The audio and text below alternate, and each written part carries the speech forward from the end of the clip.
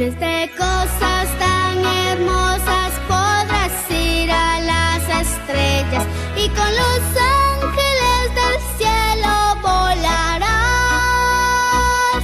Al gran Sansón conocerás, a Adán y Eva, al rey David, y por las calles de oro y plata andarás.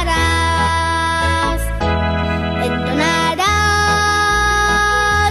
alabanzas con los santos, tendrás un arpa para acompañar sus cantos.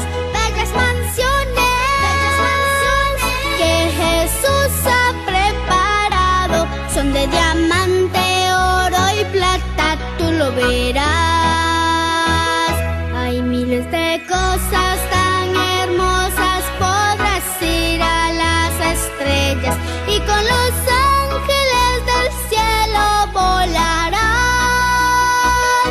Al gran Sansón conocerás, a Adán y Eva, al rey David, y por las calles de oro y plata andarás. Hay miles de cosas tan hermosas, podrás ir a las estrellas y con los ángeles del cielo volarás.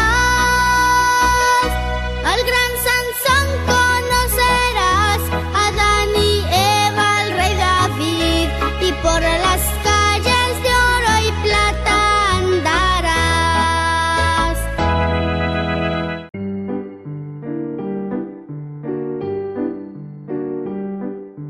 Douce cloche chante, chante, annonce le jour heureux où la prière fervente des fidèles monte aux cieux. Venons tous avec bonheur à l'école du Seigneur. Chante, douce cloche, chante, retentit dès le matin. Ta voix est pure et charmante, j'aime ton son argentin. Venons tous avec bonheur à l'école du Seigneur. Sonne partout sur la terre, annonce à tous le sabbat, le jour béni par le Père qui renfort dans le combat. Venons tous avec bonheur à l'école du Seigneur. L'heure file, tous s'envolent, accourons dans le saint lieu. Avec joie à cette école, apprenons à louer Dieu. Venons tous avec bonheur à l'école du Seigneur. Venons tous avec bonheur à l'école du Seigneur. Venons tous avec bonheur à l'école du Seigneur. Venons tous avec bonheur à l'école du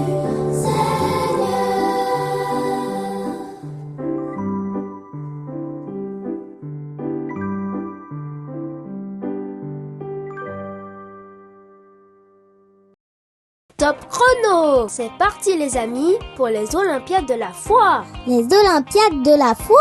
Tu n'es pas au courant Naëlie? C'est le parcours destiné aux enfants et aux adolescents, comprenant des défis, des actions missionnaires, des textes bibliques à mémoriser et encore et encore. Ça doit être génial! Je le pense aussi. Chaque semaine, avec les encadrants des églises, tu pourras participer à ce programme et obtenir une médaille à la fin du parcours. Une médaille? Nous serons des champions! Alors je cours vite annoncer cette nouvelle à tous mes amis. Fais comme moi!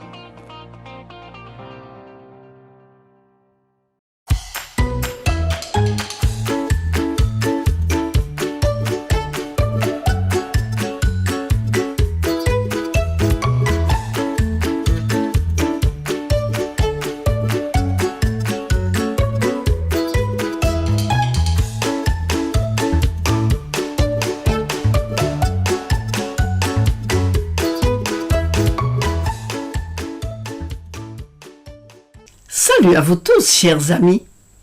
Je vous retrouve pour notre dernier animal des leçons des animaux de la Bible. Notre verset du jour est celui-ci. Garde ton cœur plus que toute autre chose. Proverbe 4, le verset 23, première partie. Il y a un petit chant très expressif que vous connaissez sûrement et quand on le chante, on fait les gestes appropriés. Tête, épaules, genoux, orteils. Je suis sûre que vous en souvenez. Cette chanson parle des différentes parties du corps, mais aujourd'hui, nous allons nous concentrer sur les épaules. Bougeons les épaules. Avant, arrière, très bien. Effectuons des mouvements en haut, en bas. L'exercice physique, ça fait du bien, n'est-ce pas? Et c'est très bon pour la santé. Mais savez-vous qu'il y a un geste que nous faisons avec nos épaules qui véhicule un double message? C'est celui-ci. Hausser les épaules. Le premier signifie « Je ne comprends pas ce que vous me dites. Je ne sais pas. » Mais le deuxième est carrément impoli. Cela veut dire « Je m'en moque. Je n'écoute pas ce que vous me dites. » Savez-vous que ce mauvais geste peut porter préjudice à votre caractère? Dans le livre des Cantiques, au chapitre 2 et au verset 15, le roi Salomon dit ceci. « Prenez-nous les petits renards qui ravagent les vignes, car nos vignes sont en fleurs. » C'est-à-dire, attrapez ces petites bêtes qui détruisent tout.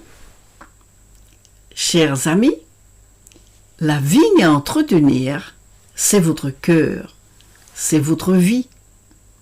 Vous êtes des jeunes vignes en fleurs. Vous avez besoin de la protection de Dieu. Les petits renards, qui sont les mauvaises habitudes, ne veulent pas qu'il y ait de récolte. Pas de bons fruits dans vos vies.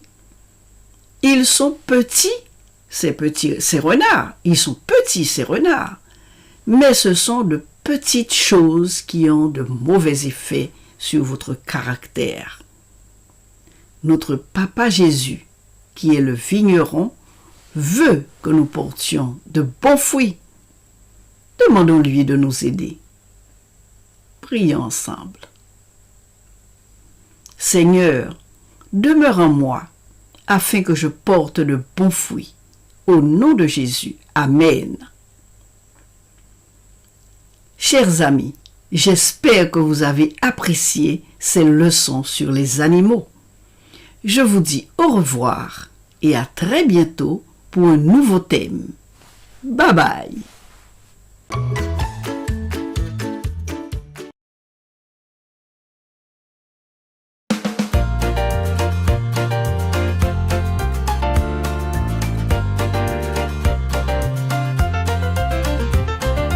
Grateful for friends who enjoy to fly the kite, brothers and sisters who think they're always right. Grateful for home and for all the jolly streets, games on the playground and mostly for the sweets. Thank you, God, for life and for everything I own. Thank you for your care every time I feel alone. Thank you for your kindness in every little thing. Happy and grateful, I want to sing. Thank you, Lord.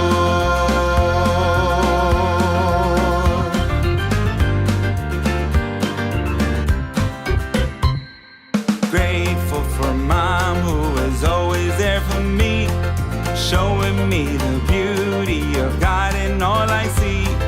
Grateful for Dad, who is loving, kind, and strong, for the joy I feel when I hear my favorite song. Thank you, God, for life and for everything I own. Thank you for your care every time I feel alone. Thank you for your kindness in every little thing. Happy and grateful, I want to sing. Thank you, Lord.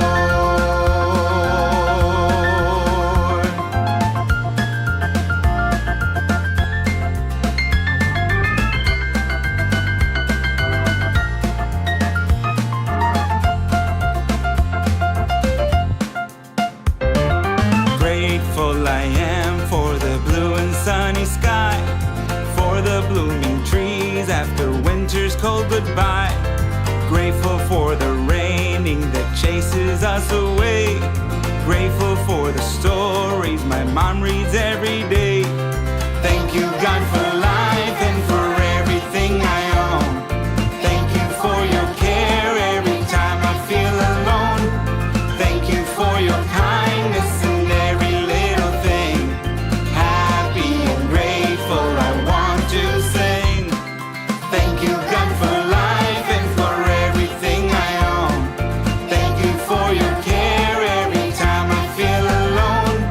Thank you for your kindness in every little thing. Happy and grateful, I want to sing. Thank you, Lord.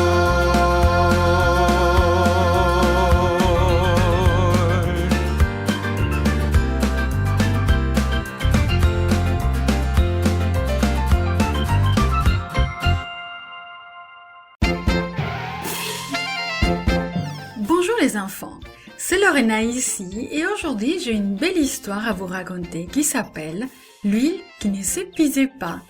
Notre verset mémorisé nous dit comme ça. Élisée lui dit « Qu'est-ce que je peux faire pour toi ?» 2 Rois 4, 2. Le message aujourd'hui nous dit que les enfants de Dieu prennent soin les uns des autres. Ta famille a-t-elle déjà demandé à un voisin si elle pouvait lui prêter quelque chose? De la farine ou peut-être un outil? Il était une fois une veuve qui emprunta des objets très particuliers. Une pauvre veuve vint vers Élisée, les joues mouillées de larmes. « Mon mari était un homme bon qui aimait le Seigneur, s'écria-t-elle. Mais il est mort. L'homme à qui il devait de l'argent dit que si je ne le paye pas, il prendra mes 2 fils comme esclaves. Comment puis-je t'aider? Dit gentiment Élisée. Dis-moi, qu'as-tu dans ta maison? Rien, répondit-elle. Je n'ai rien excepté un peu d'huile. Élisée réfléchit à son besoin. Va chez tous tes amis et voisins, dit-il, et emprunte autant de vases vides que tu peux. Puis, rentre chez toi et ferme la porte. Verse l'huile de ton vase dans les vases empruntés. Alors la veuve alla emprunter des vases vides de ses voisins. Et elle et ses fils remplirent la maison de vases vides. La femme ferma ensuite la porte. Elle commença à verser l'huile de son vase dans un vase emprunté. L'huile continua à couler et bientôt le vase emprunté fut rempli. La veuve versa et l'huile continua à couler. Elle remplit le second vase emprunté, puis le 3e, puis le 4e. Bientôt, elle ne sut plus combien de vases elle avait remplis. Elle continua à verser jusqu'à ce que tous les vases soient pleins. « Apporte-moi un autre vase » dit-elle joyeusement. « Il n'y en a plus » s'exclamèrent ces garçons. « Tu les as tous remplis !» Les yeux de la veuve pétillaient de joie. Elle se précipita hors de la maison et courut pour retrouver Élisée. « J'ai fait exactement ce que tu as dit » dit-elle à bout de souffle. « J'ai emprunté autant de vases et de récipients que j'ai pu et maintenant ils sont tous remplis d'huile. » Élisée sourit. « Va et vends l'huile, dit-il. Paye ce que ton mari devait et il te restera assez d'argent pour vivre, toi et tes fils. » La veuve loua le Seigneur pour le miracle de l'huile. Elle remercia Dieu d'avoir pris soin d'elle. Et elle le remercia pour Élisée et ses voisins. Ce jour-là, la veuve et ses fils apprirent qu'ils pouvaient faire confiance au Seigneur. Il prendrait soin d'eux.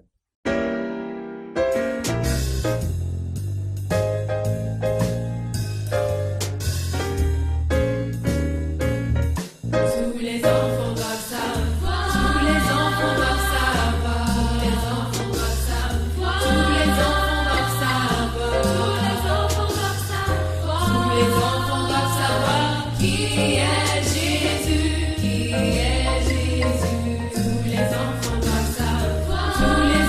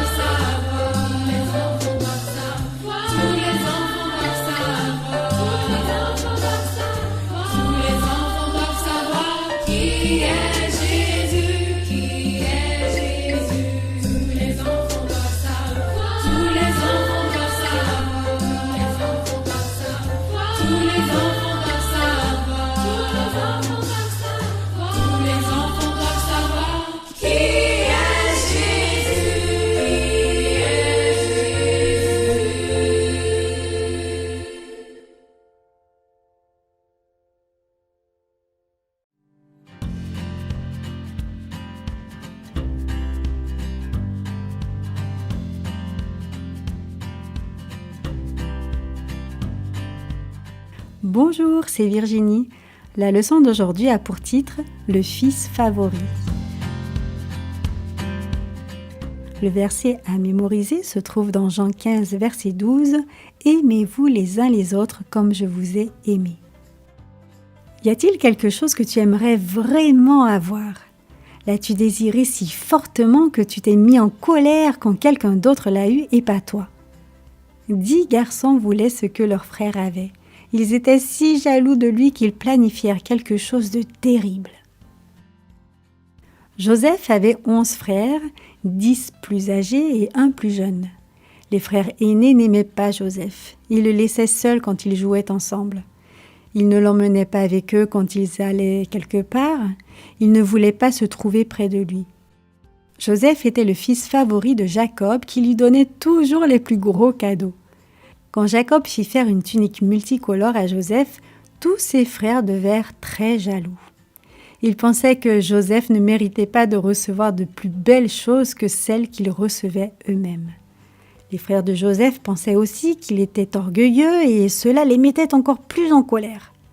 Un jour, Dieu donna à Joseph un rêve. Dans ce rêve, Joseph et ses frères faisaient les moissons, coupant les épis pour les mettre en gerbes. Soudain, toutes les gerbes de ses frères se prosternèrent devant la sienne.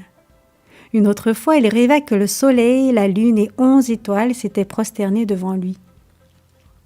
Son père lui demanda « Cela signifie-t-il qu'un jour tu domineras même sur ton père et ta mère ?» Les fils plus âgés de Jacob conduisaient souvent les brebis de leur père très loin de la maison pour leur trouver de bons pâturages. Ils appréciaient d'être loin de la maison sans que leurs petits frères ne viennent les ennuyer. Mais un jour, Jacob demanda à Joseph d'aller les trouver pour voir si tout allait bien. Joseph, revêtu de sa jolie tunique, partit à la recherche de ses frères. Ceux-ci le virent arriver. « Voici le rêveur, dirent-ils. Tuons-le !» Ils étaient seuls avec les brebis, personne n'en saurait jamais rien. Le frère le plus âgé, Ruben, n'était pas d'accord. Plutôt que de tuer Joseph, il suggérait à ses frères de le jeter dans un puits sec. Un grand trou creusé dans la terre pour conserver l'eau. Joseph ne pourrait pas en sortir. Après que les frères de Joseph lui auraient fait peur en le jetant dans le puits, le plan de Ruben était de revenir en secret et de libérer Joseph pour qu'il retourne chez son père. Il ne voulait pas qu'on le tue. Quand Joseph arriva, quelle mauvaise surprise l'attendait. Ses frères ne lui souhaitèrent pas la bienvenue. Ils l'attrapèrent et le jetèrent dans le puits. Puis Ruben s'éloigna pour un moment. Plus tard, avant le retour de Ruben, une caravane de marchands passa par là. Les 9 frères tirèrent Joseph de son puits et le vendirent comme esclave. Quand Ruben revint, il fut choqué d'entendre ce que ses frères avaient fait à Joseph. « Que dirons-nous à notre père » pleura-t-il.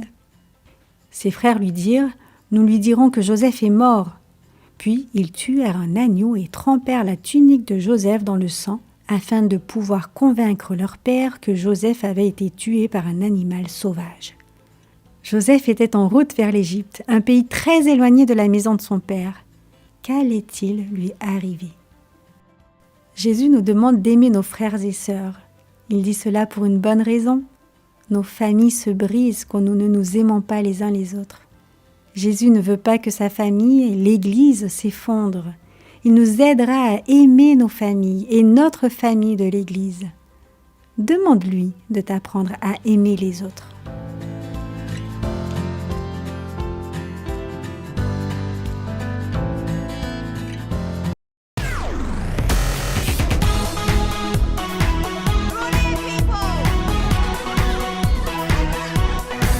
Il tient le monde entier dans ses mains, il tient le monde entier dans ses mains, il tient le monde entier dans ses mains, il tient le monde dans ses mains. Il tient le soleil et la pluie dans ses mains, il tient la lune et les étoiles dans ses mains, il tient le vent et les nuages dans ses mains, il tient le monde dans ses mains. Il tient rivières et montagnes dans ses mains, il tient les mers, les océans dans ses mains, il tient tous les animaux dans ses mains, il tient le monde dans ses mains. Il nous tient tous ici dans ses mains, il les tient tous là-bas dans ses mains, il tient chacun où qu'il soit dans ses mains, il tient le monde dans ses mains. Il tient les tout petits bébés dans ses mains, il tient mon frère, il tient ma sœur dans ses mains, il tient papa et maman dans ses mains, il tient le monde dans ses mains. Il tient le monde entier dans ses mains, il tient le monde entier dans ses mains, il tient le monde entier dans ses mains, il tient le monde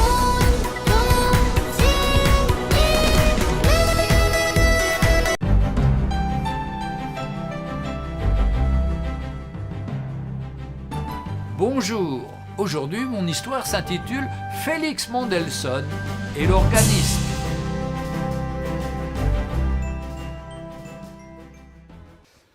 Félix Mendelssohn Bartholdy, compositeur allemand, était déjà pianiste virtuose à l'âge de 9 ans. À 15 ans, il dirigeait son 4e opéra.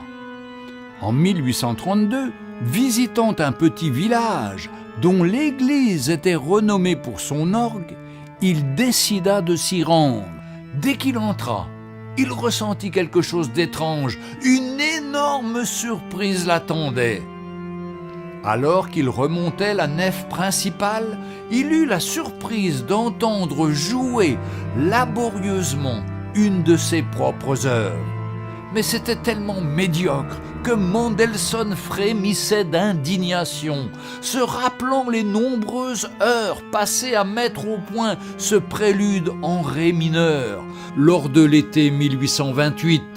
Il ne pouvait davantage supporter cette si mauvaise interprétation dans laquelle il ne se retrouvait pas. Ce qui devait être pour lui une bonne surprise devint rapidement une souffrance, un martyre. Je veux aider cet homme à vivre ma musique dans sa plus profonde expression. Mais sans se faire connaître, il lui dit « Puis-je vous aider ? Ce morceau est très particulier à mon cœur et je voudrais le jouer pour vous. » « Impossible, fut la réponse. Je suis le seul autorisé à utiliser cet instrument. Pouvez-vous me laisser votre place un instant ? Je souhaite juste vous aider dans l'interprétation de cette partition. Ah non, je suis le seul titulaire de cet orgue. Malgré l'insistance du compositeur, l'homme demeura inflexible. Mendelssohn redescendit l'escalier tout triste de ne pas avoir pu aider cet homme. Déchiré d'entendre comment ce morceau était à ce point défiguré, ranimèrent en lui ses propres doutes, ses souffrances qu'il avait vécues lors de l'écriture de ce morceau. Mais, arrivé au niveau de la porte, tellement ulcéré qu'il eut l'idée de revenir sur ses pas. Oui, il avait tant travaillé pour trouver la richesse de l'harmonie. Pour lui, c'est comme s'il revivait un genre d'accouchement avec ses affres et ses douleurs. Oui, je veux aider cet homme à vivre ma musique dans sa plus profonde expression. Il adressa une nouvelle demande à l'organiste titulaire. « S'il vous plaît, laissez-moi vous aider. » Finalement, de guerre lasse devant l'insistance de son visiteur, l'organiste céda. Refermant la partition, Félix Mendelssohn se mit au clavier. Les doigts de l'artiste se mirent à danser et l'instrument fit retentir une musique si parfaite que l'homme surpris sentit l'émotion l'envahir. « Mais qui êtes-vous » s'écria-t-il. « Je suis Félix Mendelssohn » répondit le maître, remplissant ainsi de confusion celui qui avait si longtemps refusé de lui céder sa place. Cette anecdote nous montre que chaque homme est aussi comme un instrument. Le choix lui est laissé, continuer à jouer sa misérable petite musique ou laisser le grand maître nous donner les clés de son interprétation. Alors que vous écoutez cette histoire, Jésus-Christ, le Seigneur, insiste pour prendre la direction de votre vie. Mais il ne fera rien sans votre autorisation, car il ne force personne. Laissez-le faire de votre vie un chef-d'œuvre.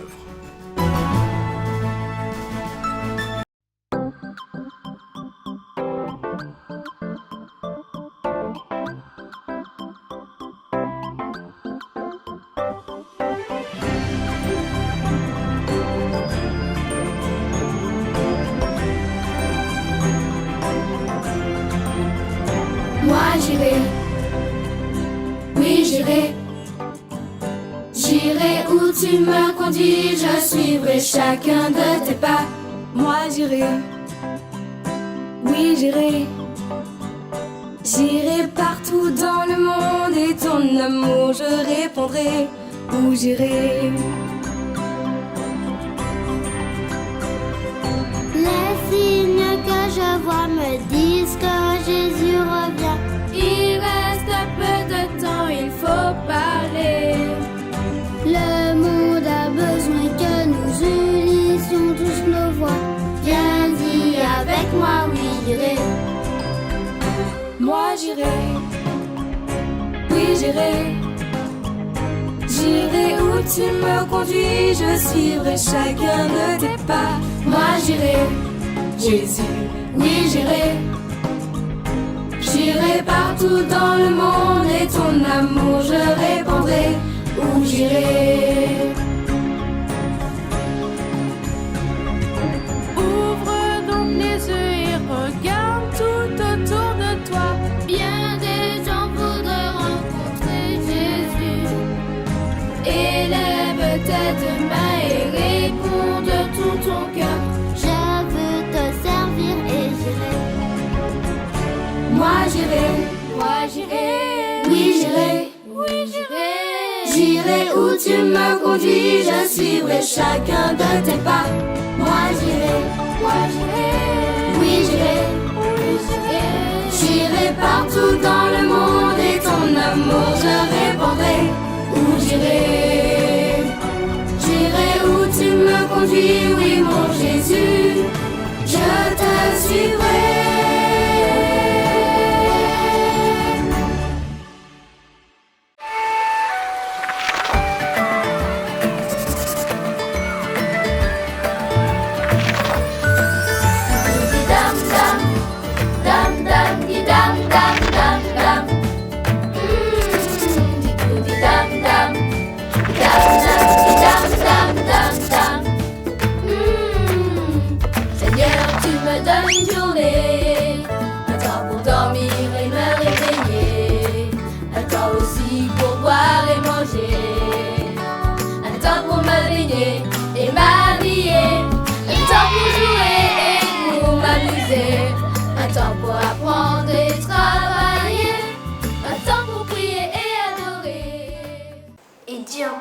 dû assister au match dans le gymnase, sous le nouvel écran géant du club avec les copains. Et ce qui me fait le plus de mal, c'est que c'est à cause de Davy. Lui, il y est allé et pas nous. Et que vient faire Davy dans cette histoire? Nous étions tranquillement à la maison. Oui. Mathéo dessinait et moi je jouais en ligne avec ses copains. Papa et maman nous avaient dit de ne pas toucher au vélo avant qu'il rentre. C'était cool. Et alors? Davy est venu et nous a proposé d'aller avec lui au nouvel aire de jeu qui a été récemment aménagé. Au début, on avait dit non, mais il a tellement insisté en disant que oui, c'est tout prêt, qu'on allait revenir tout de suite. On a fini par accepter. Et comme nous avions vraiment envie de voir le nouvel aménagement de l'aire de jeu, nous avons donc accepté. Nous avons sorti les vélos et nous sommes partis avec Davy. Mais malheureusement, papa est arrivé plus tôt que prévu et on s'est fait prendre. Flagrant délit de désobéissance. Et je n'en suis pas fière du tout, car j'ai remarqué que papa était très triste et très déçu de nous. Normalement, on aurait dû obéir, mais on avait tellement envie de prendre nos vélos que... voilà quoi. En plus, on n'allait pas si loin. Et puis, c'était pas pour longtemps. On avait déjà fait tout ce que les parents nous avaient dit de faire. Juste un tout petit tour à vélo, ça ne paraissait pas trop grave. Tout ce que vous venez de dire est vrai. Mais vous aviez une consigne et il fallait la respecter. Quand Dieu ordonne, il faut lui obéir. Même si ça ne nous plaît pas ou même si quelqu'un nous dit que l'on peut faire autrement. C'est ce qui vous est arrivé avec Davy. Et c'est aussi ce qui est arrivé à Adam et Ève. Et ils ont été chassés du jardin et ils sont devenus mortels. Voilà. Chaque fois que nous transgressons un commandement, nous devons en subir les conséquences. Si je comprends bien, mamie, en désobéissant à nos parents, nous avons aussi désobéi à Dieu.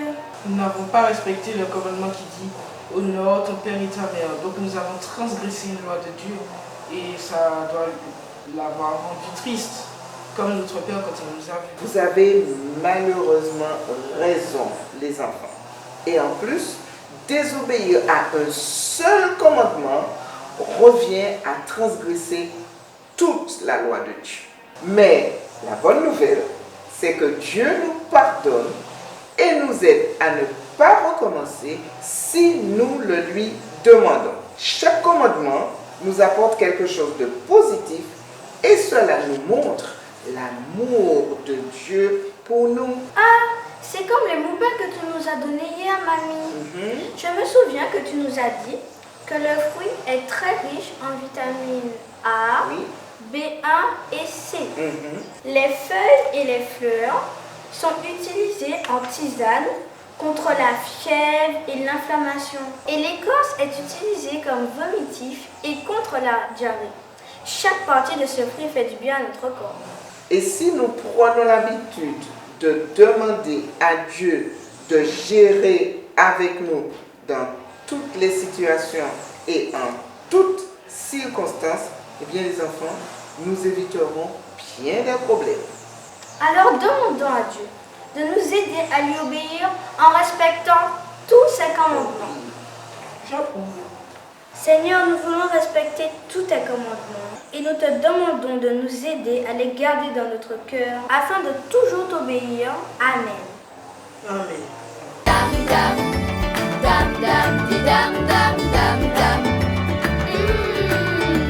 Di dam dam, dam dam, di dam dam dam dam. Seigneur, tu m'as donné tant de choses. Le ciel, la terre avec la nature grandiose. Une maison nous invite et me repose. Des jouets de jeux qui rendent ma vie moins morose. Une famille, des amis avec qui je cause. De quoi boire et manger chaque jour à bonne dose. Pour que de joie toute ma vie explose. La la la la la la la la la la la.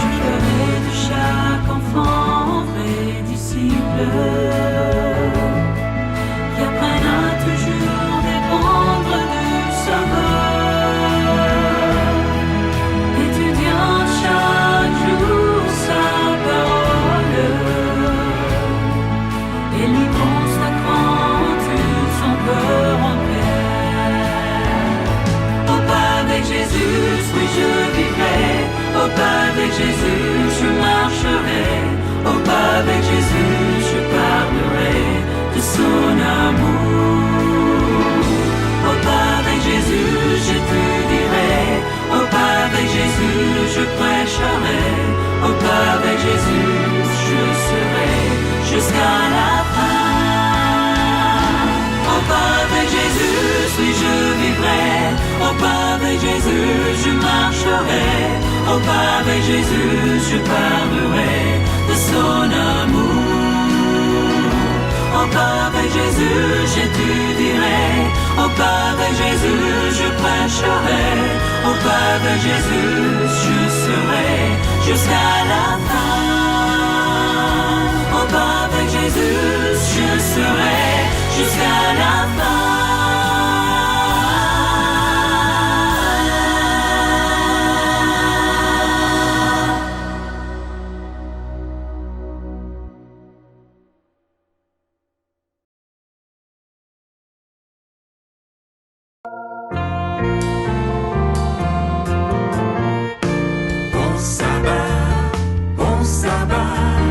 Je te souhaite un bon sabbat, que ce jour soit plein de bonheur, d'amour et de joie. Je te souhaite un bon sabbat, bon sabbat, bon sabbat. Je te souhaite un bon sabbat. En Jésus, une source de bonheur, d'amour et de joie. Je te souhaite un bon sabbat. Ainsi s'achève notre émission qui nous a présenté de merveilleuses histoires et de bonnes réflexions. Continue, cher ami, de réfléchir sur les choses importantes et pense à demander à Dieu de te guider par son Saint-Esprit toute cette semaine et toujours. Au revoir, à la prochaine fois.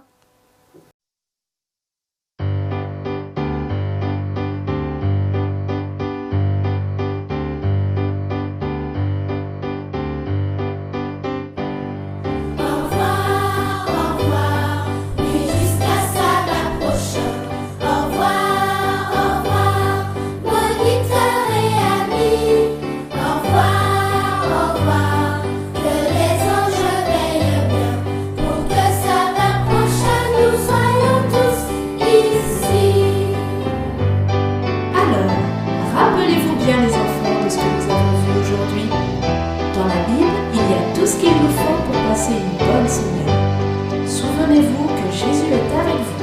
À sabbat prochain les enfants. Au revoir, au revoir, et jusqu'à sabbat prochain. Au revoir, moniteur et ami.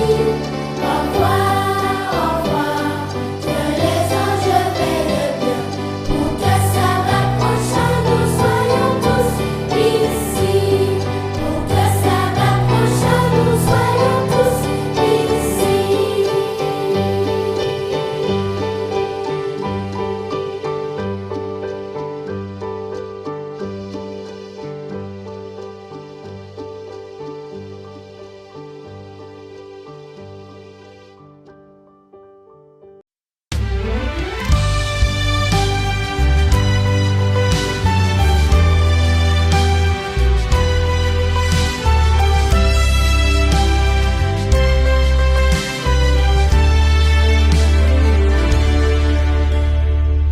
Élevons nos voix pour célébrer ses bienfaits.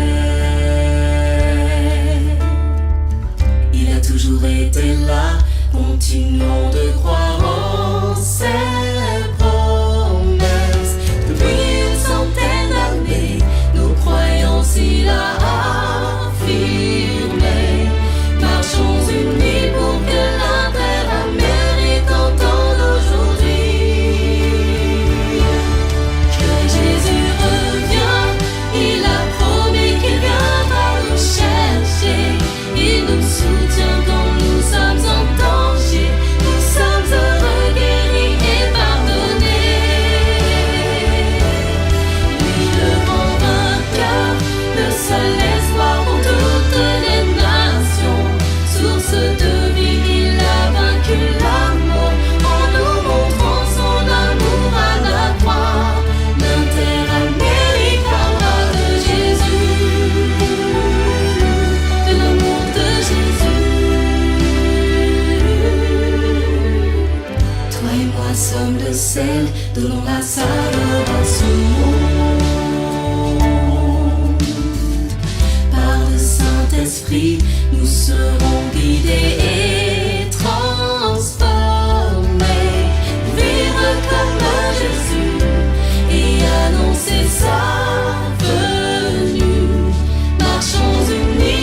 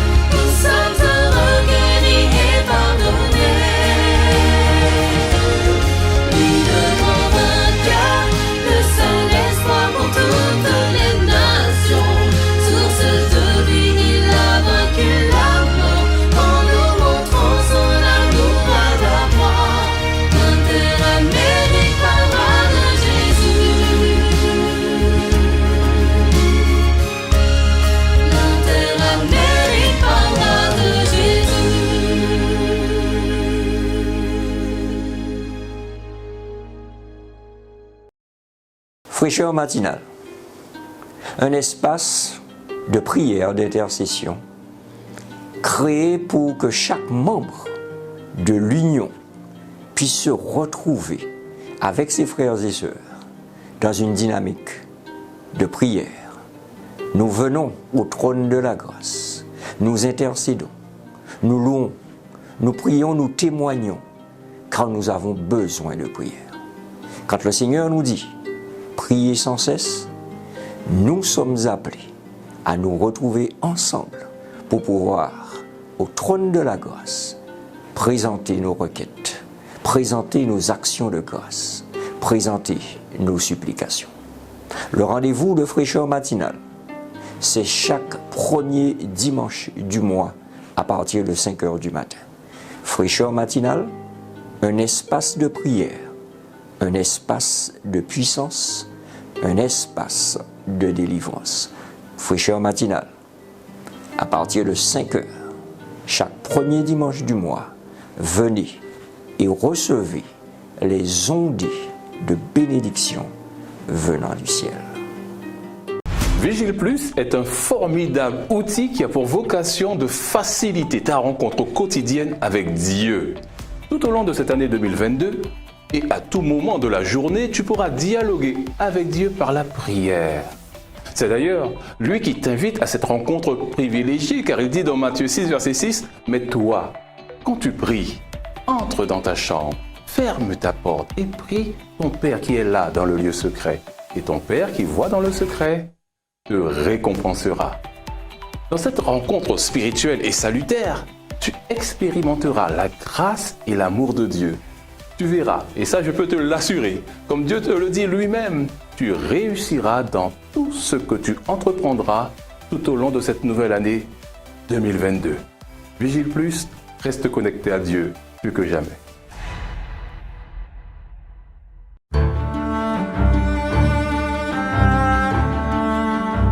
L'un des défis majeurs du travail missionnaire est de trouver des moyens d'atteindre des millions de personnes dans les villes dans le monde entier. La liste des grandes villes, dont la population est d'1 million ou plus, ne cesse d'augmenter. La solution de ce défi est qu'un nombre d'églises dans les différentes villes ont ouvert un centre urbain d'influence. Nombre de ces centres font office d'écoles de langue, de magasins de produits de santé, de restaurants, de bars à jus, etc. Mais certains de ces groupes se sont différenciés et ont proposé des idées qui sortent des sentiers battus. À Francfort, en Allemagne, Présence Kulturlange invite des personnes issues de différentes origines à se réunir et à participer à diverses activités culturelles. Ce qui inclut la cuisine et manger ensemble, visionner des films pour ensuite un temps de discussion là-dessus, l'organisation d'expositions d'art. Ces événements encouragent ceux ayant des intérêts semblables mais d'origine religieuse et cultures différentes d'engager des conversations et d'établir des liens. Pasteur Simret Mahari, le fondateur de ce centre, dit qu'une société sécularisée où la majorité des gens sont conservateurs sur le plan des croyances religieuses, le centre est un lieu où les gens ont un sentiment d'appartenance. Brian Atwell et sa femme ont déménagé des États-Unis vers Bangkok, Thaïlande, et ont ouvert une salle d'escalade. Ils ont vu un documentaire sur Bangkok qui révélait un besoin d'éducation générale sur la santé générale.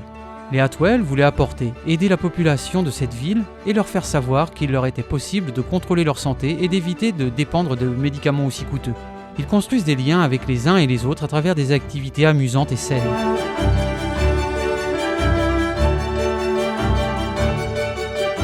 Le centre médical Samyok à Séoul, dans le sud de la Corée, dispose d'un salon funéraire de 2 étages, avec des appartements privés où les familles endeuillées peuvent y séjourner pendant qu'elles pleurent la perte d'un être cher.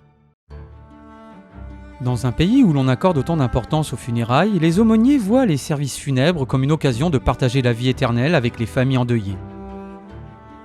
Ce message est nouveau pour beaucoup d'entre eux, et les familles quittent le service réconfortées et touchées par le message.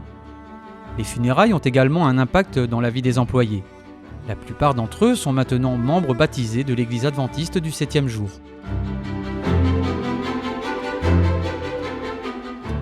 Les adventistes de Suva au Fidji n'ont pas besoin de 4 murs et d'un toit pour gérer un centre d'influence. Ils utilisent un parc situé dans le centre-ville pour fournir un repas aux sans-abri toutes les semaines. Ils ont aussi invité les promeneurs dans le parc à se joindre à eux pour les études bibliques, les cours sur la santé et le ministère du chant. De nombreux sans-abri ont vu leur vie transformée, car ils ont découvert l'existence d'un Dieu qui répond à leurs besoins grâce aux services fournis par les membres d'Église. Si vous envisagez de relever le défi de servir dans les villes, visitez le site web Mission to the City pour savoir comment vous pouvez vous impliquer.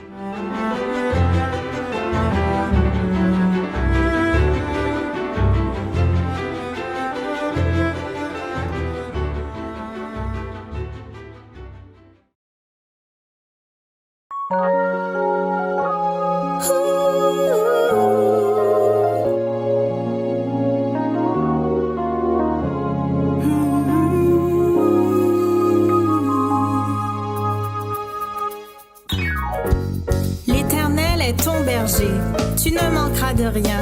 Fais-lui confiance en toutes circonstances. Peu importe ce qui se passe, il ne t'abandonnera pas. À cause de son nom. L'Éternel est mon berger, je ne manquerai de rien. Il me fait reposer dans de verts pâturages. Il me dirige près d'eau paisible restera mon âme. Il me conduit dans les sentiers de la justice. À cause de son nom. À cause de son nom. À cause de son nom. À cause de son nom. Quand je marche dans la vallée de l'ombre de la mort, je ne crains aucun mal, car tu es avec moi. Ta houlette et ton bâton me rassurent, papa. Tu dresses une table entre moi et mes ennemis. À cause de son nom. À cause de son nom. À cause de son nom. À cause de son nom. Tu induis ma terre et ma coupe déborde. L'Éternel est mon berger, je ne manquerai de rien. Oui, le bonheur et la grâce m'accompagneront tous les jours de ma vie. J'habiterai dans sa maison jusqu'à la fin de mes jours. Je serai comblé par les bénédictions de l'Éternel mon berger. À cause de son nom. À cause de son nom. À cause de son nom. À cause de son nom. À cause jusqu'à la fin de mes jours. À cause jusqu'à la fin de mes jours. À cause jusqu'à la fin de mes jours.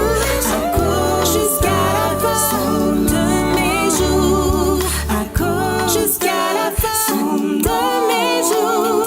À cause jusqu'à la fin de mes jours. À cause jusqu'à la fin de mes jours. À cause jusqu'à la fin de mes jours.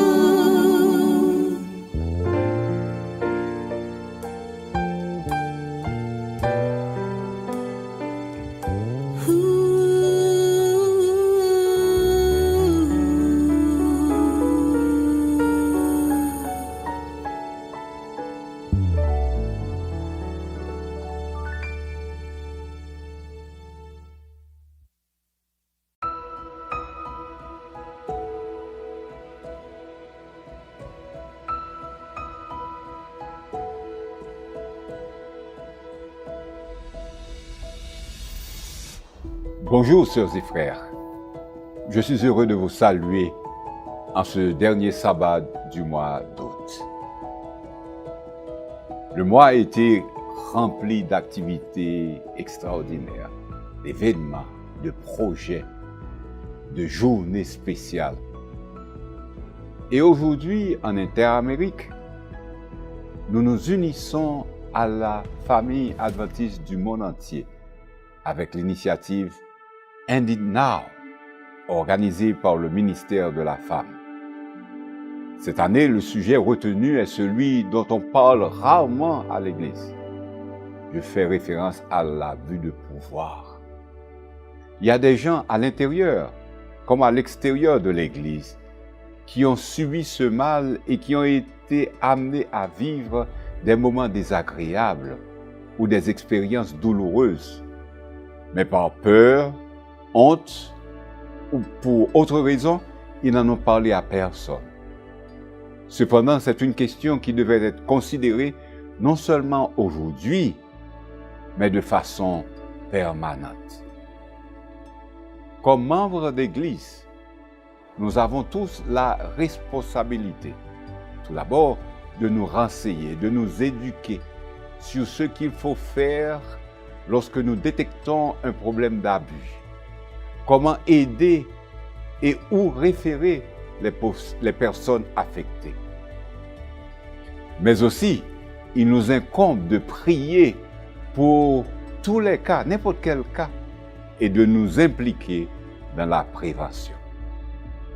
D'une manière spéciale, lorsque nous avons un rôle dans l'Église, que ce soit en tant qu'ancien d'Église, enseignant, directeur de département, directeur de club de jeunes, pasteur ou n'importe quel poste de direction, nous devons redoubler d'efforts pour parler davantage de ces questions et même du haut de la chair. Nous devons respecter toutes les personnes et veiller à ce que l'Église soit un lieu sûr pour tous. Nous devons aider les victimes potentielles et leurs familles et bien sûr, prier pour elles aussi. Mettons en pratique le conseil de Paul dans sa lettre aux Éphésiens, chapitre 4, les versets 1 à 3.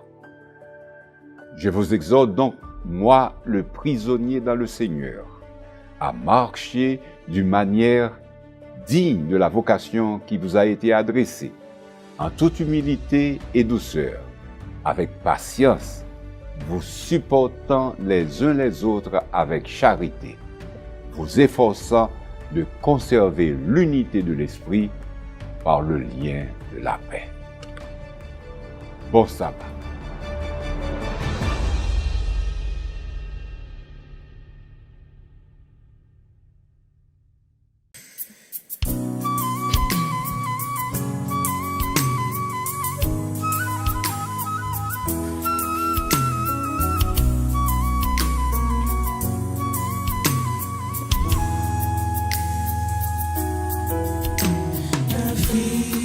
Infiniment, abondamment, nous recevons sa bénédiction. Il nous donnera bien au-delà de notre dévotion.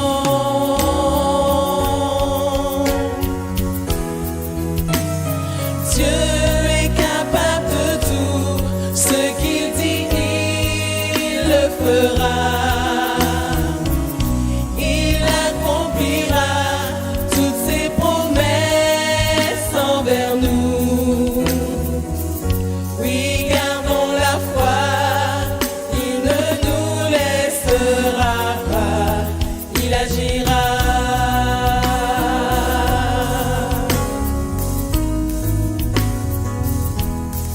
Il agira.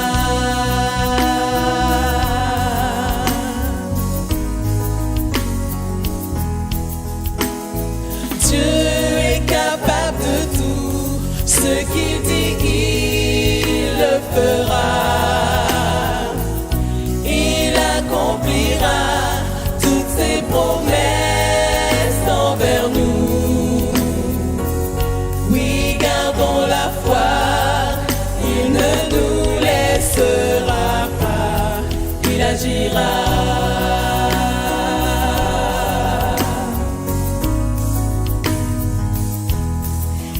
agira.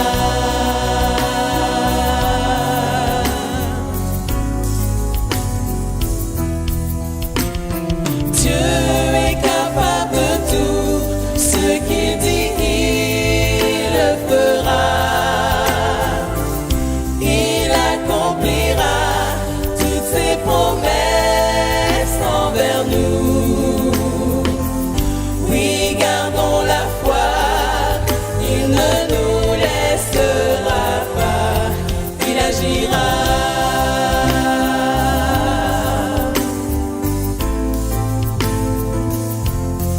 Il agira.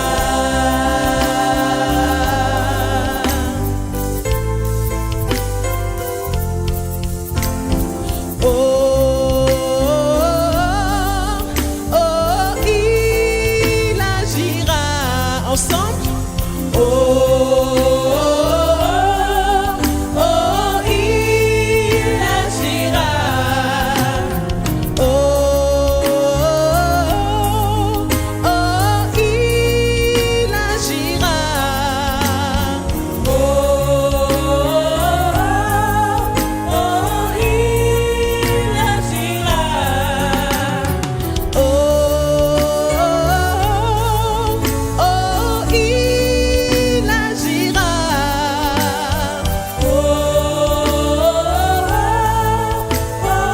il agira.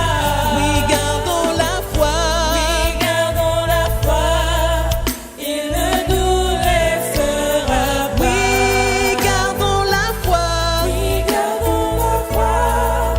Il ne nous laissera pas. Oui, gardons la foi. Il ne nous laissera pas. Oui, gardons la foi. Oui, gardons la foi. Il ne nous laissera pas. Oui, gardons la foi. Il ne nous laissera pas.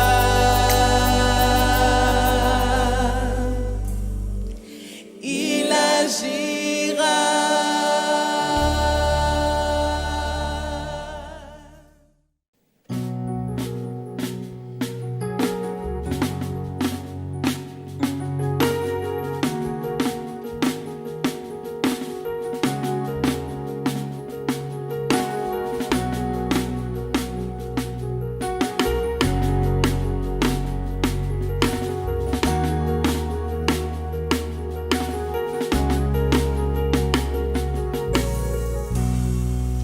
Tous ont besoin d'être aimés, d'un amour sans limite. Que ta grâce coule en moi. Tous ont besoin de pardon, de la beauté d'un sauveur, l'espoir des nations. Tous ont besoin d'être aimés, d'un amour sans limite. Que ta grâce coule en moi.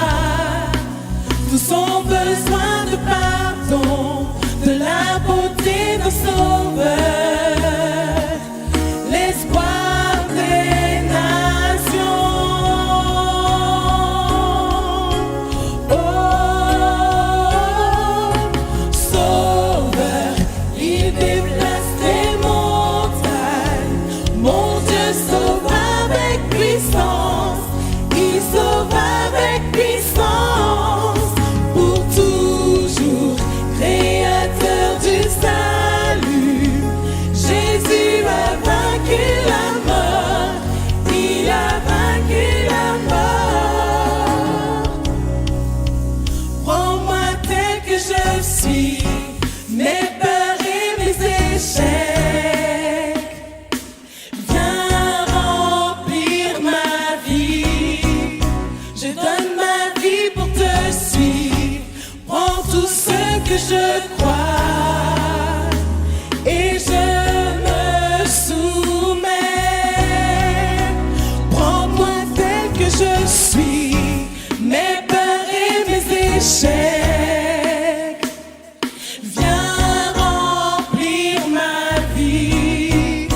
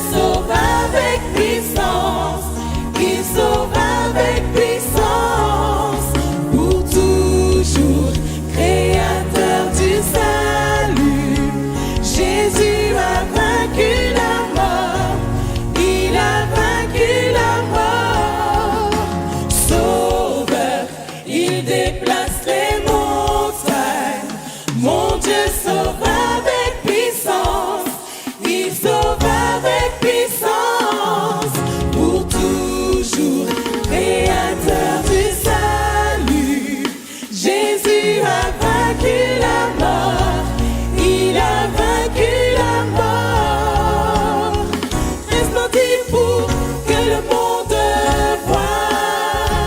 Nous chantons pour la gloire du roi ressuscité. Jésus resplendit pour que le monde voie. Nous chantons pour la gloire du roi ressuscité. Jésus, Jésus, Jésus resplendit pour que le monde voie. Nous chantons pour la gloire du roi ressuscité. Jésus resplendit pour que le monde voie. Nous chantons pour la gloire du roi ressuscité.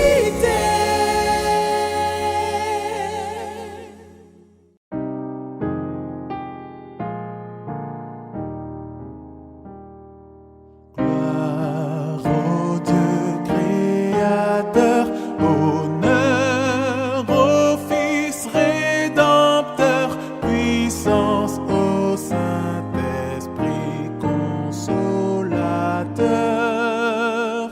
Gloire au Dieu trois fois saint.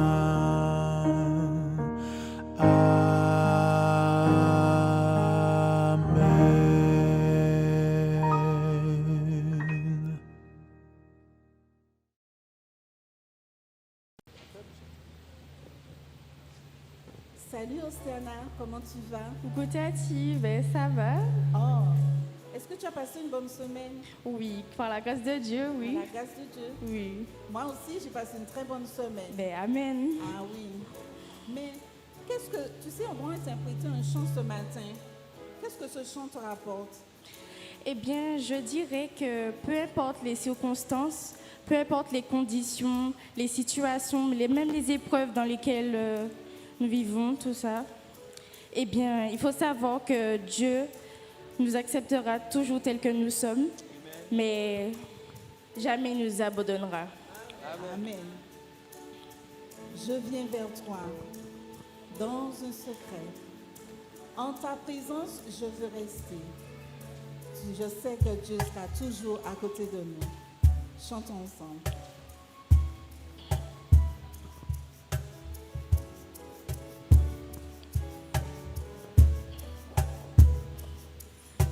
Je viens vers toi dans le secret. En ta présence, je veux rester. Tu seras toujours là.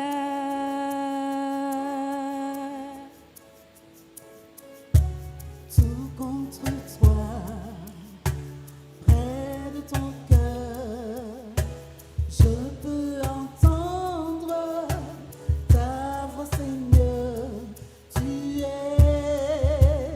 Tu seras toujours là. Ébloui devant toi, éternel,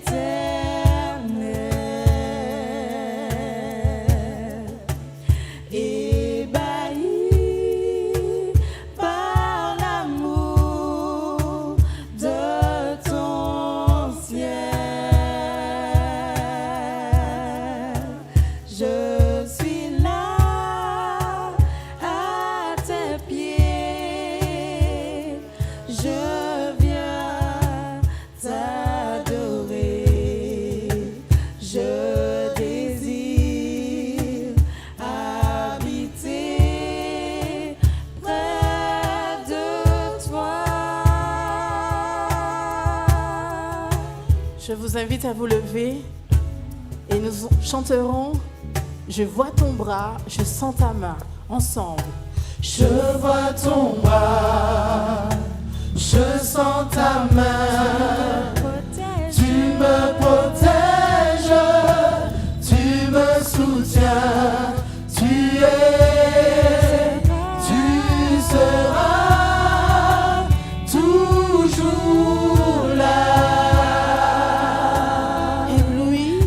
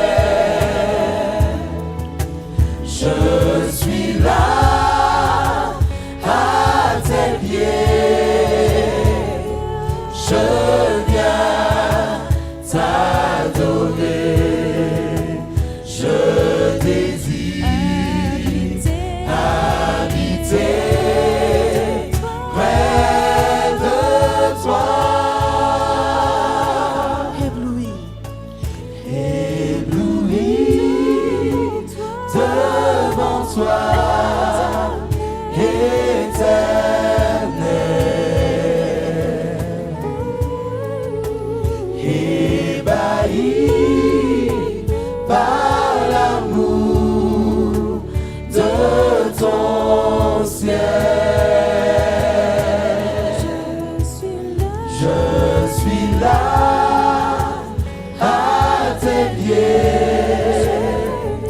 Je viens t'adorer. Je désire habiter près de toi.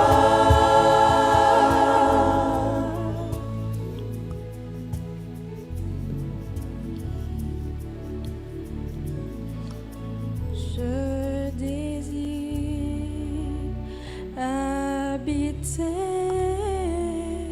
près de toi.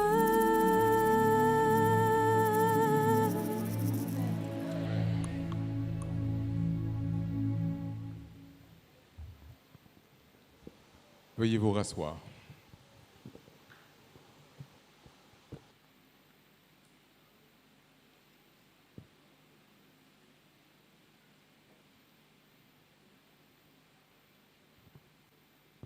Nous voulons rendre grâce et gloire à Dieu parce que depuis ce matin, il parle à nos cœurs, pas vrai?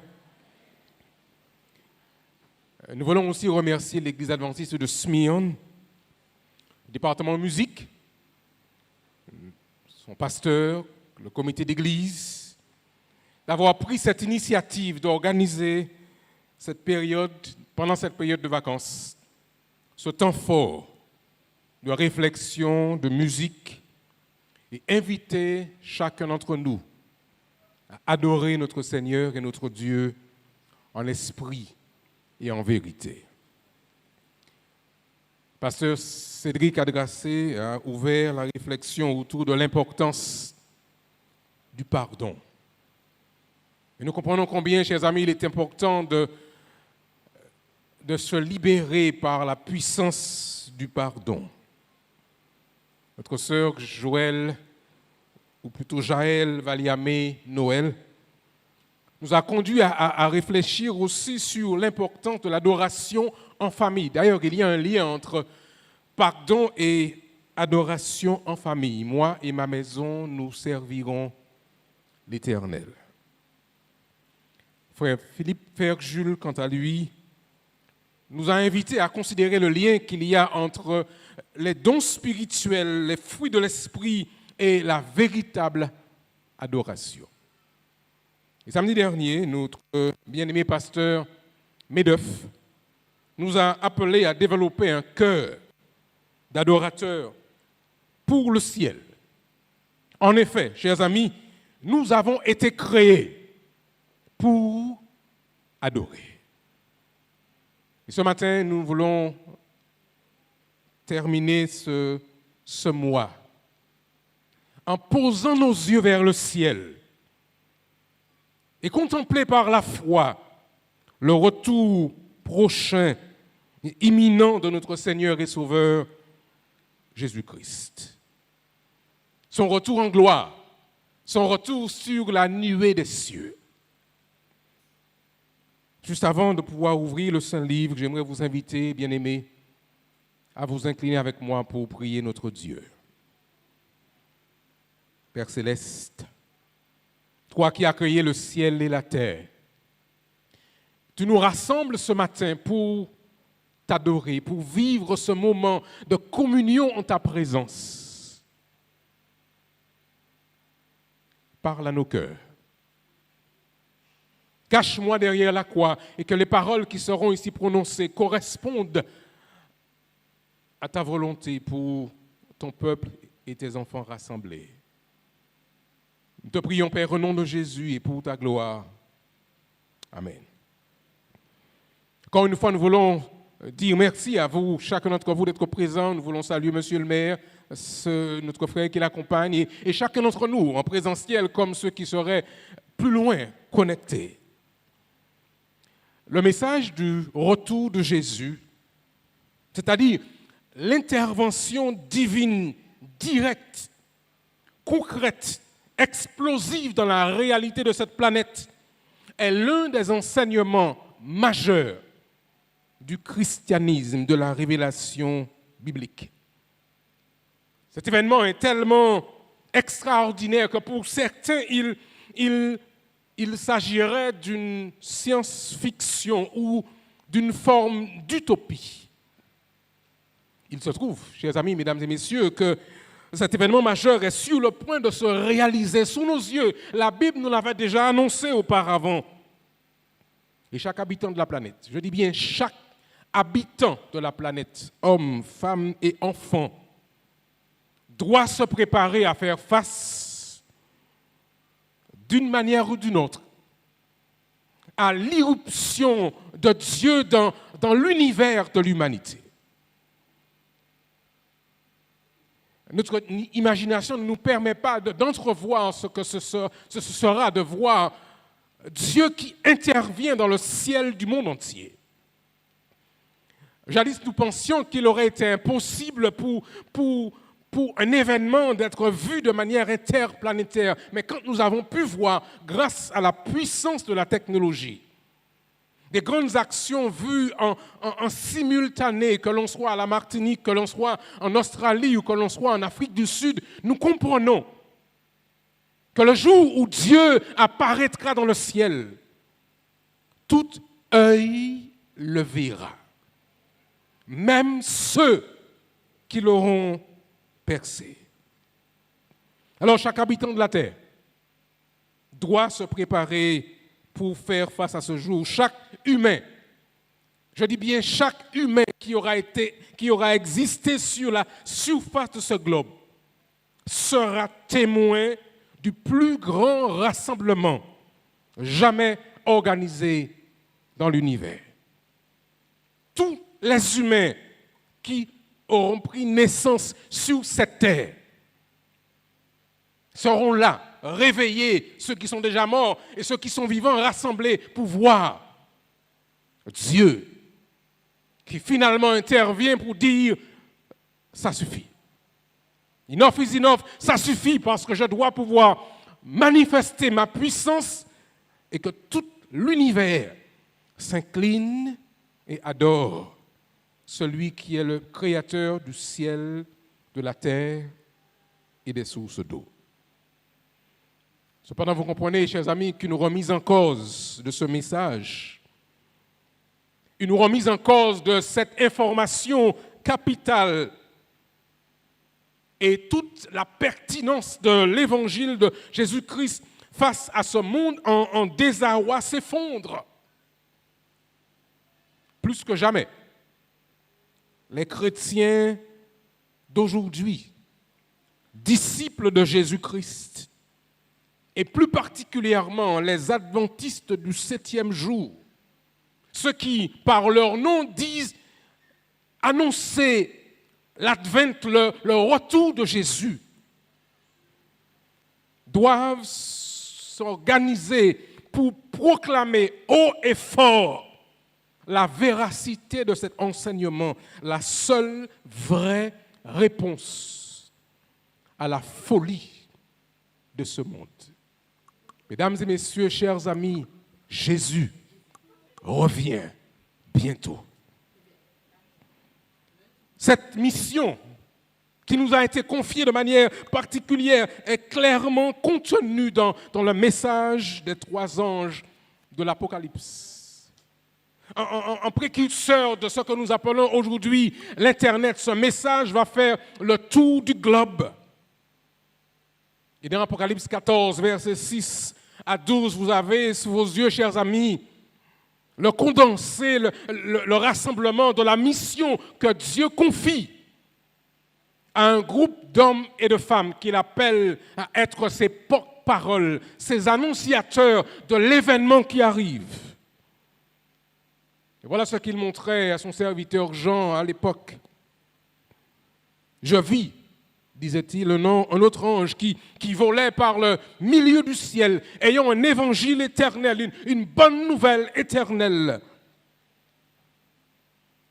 pour l'annoncer aux habitants de la terre, à toute nation, à toute tribu, à toute langue et à tout peuple. Et il disait d'une voix forte, en reprenant l'expression grecque mégaphoné, en disant d'une voix forte, craignez Dieu et donnez-lui gloire, car l'heure de son jugement est venue.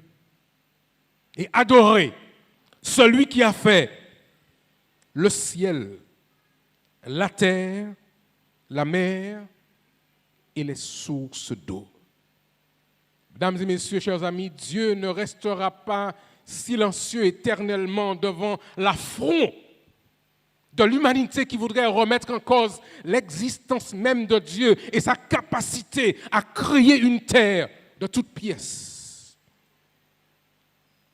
Un second ange, suivi en 10 ans. Elle est tombée. Elle est tombée, Babylone la grande, qui a abreuvé toutes les nations du vin de la fureur de son impudicité. Et un troisième ange le suivit en 10 ans, encore d'une voix forte. Si quelqu'un adore la bête et son image et reçoit une marque sur son front ou une marque sur sa main, il ou elle boira lui aussi du vin de la fureur de Dieu, verser son mélange dans la coupe de sa colère, et il sera tourmenté dans le feu et dans le soufre devant les saints anges et devant l'agneau. Et la fumée de leur tourment, monte au siècle des siècles, et ils n'ont de repos ni jour ni nuit, ceux qui adorent la bête et son image, et quiconque reçoit la marque de son nom. Et puis il termine cette déclaration avec cette phrase, c'est ici la persévérance des saints qui gardent les commandements de Dieu et la foi de Jésus. Il faut toutefois reconnaître, chers amis,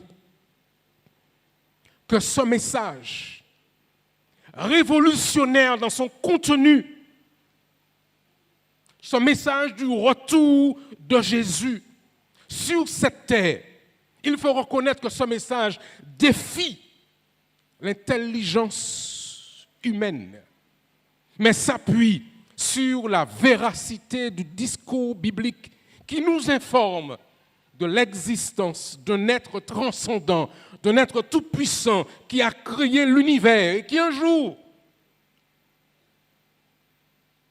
a décidé de pouvoir organiser sur ce système solaire la petite planète par un acte créateur se basant uniquement sur la puissance de sa parole.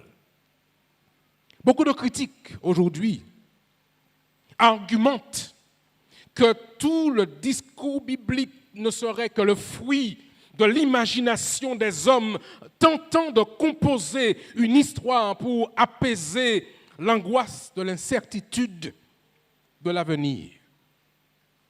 Mais n'en déplaise aux mauvaises langues, n'en déplaise à toutes ces personnes qui voudraient insinuer, comme le fit jadis d'ailleurs le serpent en Éden, qui voudrait insinuer que Dieu est un menteur ou qu'il n'a jamais existé ou qu'il serait la pure fabrication du génie humain, alimenté par la peur de l'inconnu. Dieu, le Créateur,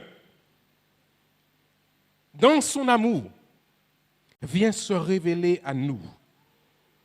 Et il nous informe de l'existence d'un conflit majeur qui a eu lieu dans le ciel, un acte de rébellion notoire qui a provoqué un tiers des